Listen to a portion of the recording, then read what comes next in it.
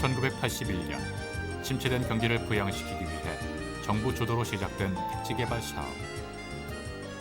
240여만 평에 달하던 자연 녹지엔 그렇게 아파트들이 들어서기 시작했다.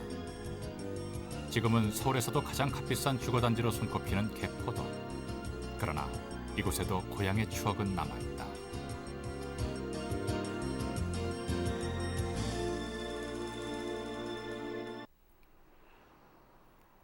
강남을 가로지르며 시민들의 휴식처가 되고 있는 양재천.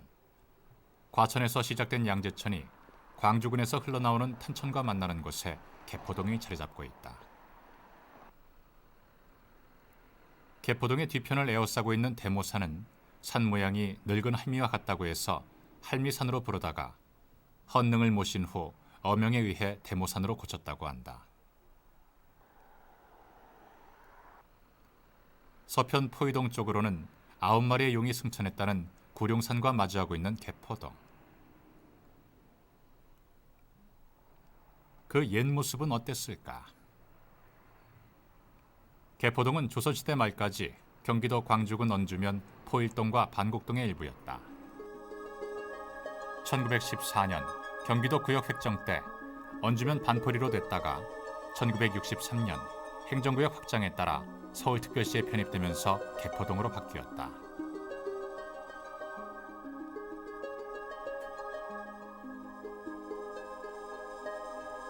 허허벌판이었던 이곳에 아파트와 지하철이 들어선 지금 곳곳에서 옛 흔적을 찾아볼 수 있는데 40여 년이 넘게 불리고 있는 개포동이라는 동명에 대해 주민들은 과연 얼마나 알고 있을까?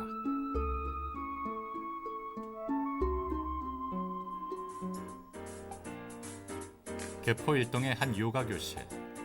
갓 이사 온 세댁에서부터 동네에서 나고 자랐다는 토박이까지 다양한 연령대의 주부들이 모인 이곳에서 개포동의 유래에 대해 물어보았다.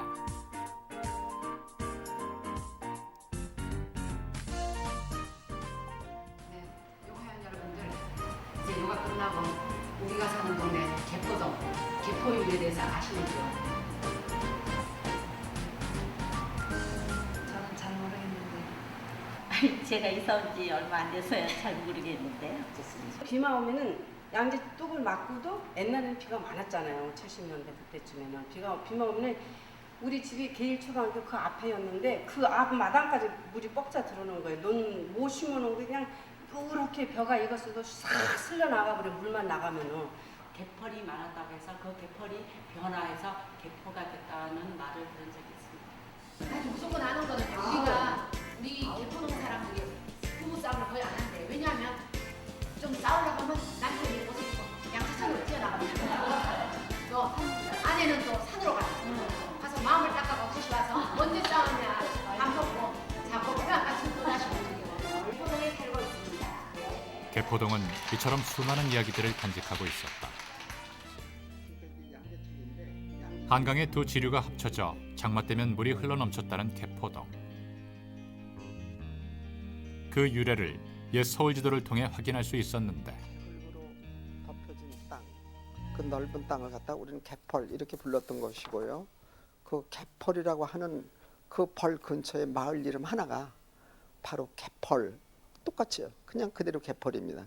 근데 이제 어른들이 이것을 불러오는 과정에서 개패라고도 조금은 좀 발음이 편하게 이렇게 불렀던 거죠.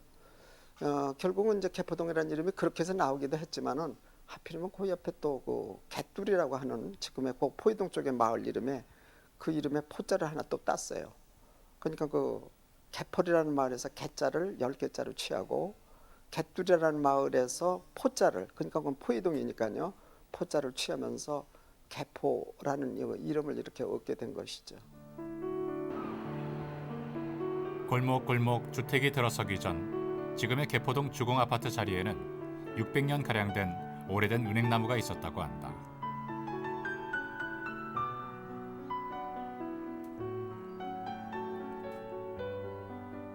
이 은행나무를 중심으로 자연 촌락이 있었는데 한강이 이곳에 이르러 여울이 거세어진다고 해서 한여울이라고 했다.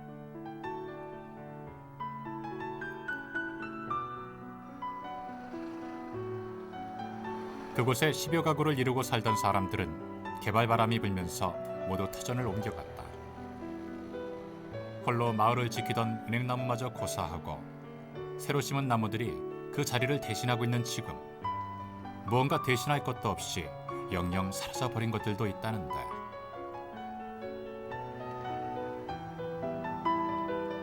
개포동을 개발할 때에 그 땅을 밀어내는 그 도자들이 들어왔을 때요. 저는 상당히 걱정을 한 면이 있었습니다. 뭐냐면은 그 이병도 박사가 그 발견을 했다는 그 고인돌 이거를 그냥 그대로 어디에 따로 보존하진 않은 채 그냥 개발을 해버렸거든요. 그래서 그냥 고인돌이 날아갔다는 거예요. 근데 지금 서울 전역을 봐가지고요. 선사시대의 유적이 남아있는 걸 볼 수 없는 이런 시점에서 상당히 아깝다라는 그런 생각을 해보고요. 지금이라도 그 고인돌이 어디서 구석에라도 남아있다면은 그나마라도 그걸 복원을 해가지고 아파트 마당 어디 한쪽이라도 그 정원 한쪽이라도 이렇게 마련했으면은 어떨까 이런 생각을 해보는데 우리가 한번 좀 연구해볼 필요가 있을 것 같습니다. 도시 개발에 밀려 지금은 그 형태와 위치조차도 알 수 없는 선사유적. 개발과 함께 지나간 시간들도 묻혀졌지만 가끔은 그 시절의 이야기들을 꺼내 추억하는 사람들이 있다.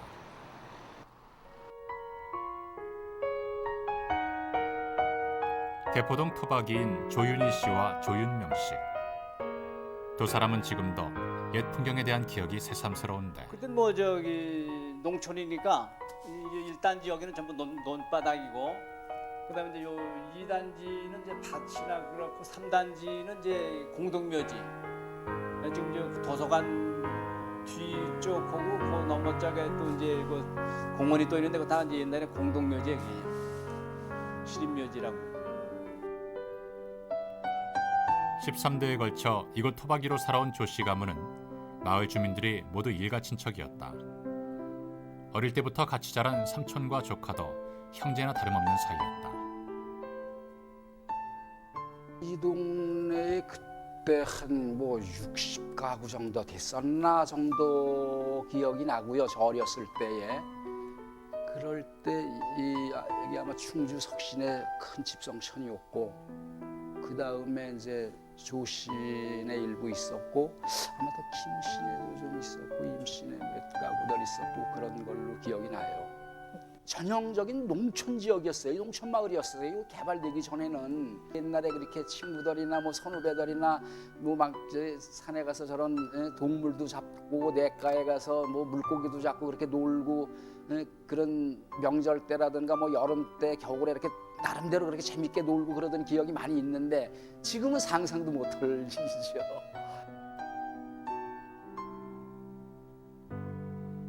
남편 없이는 살아도 장화 없이는 못 산다던 그 시절. 부지런히 땅을 일구고 강에서 먹을거리를 찾던 사람들은 대부분 떠났다.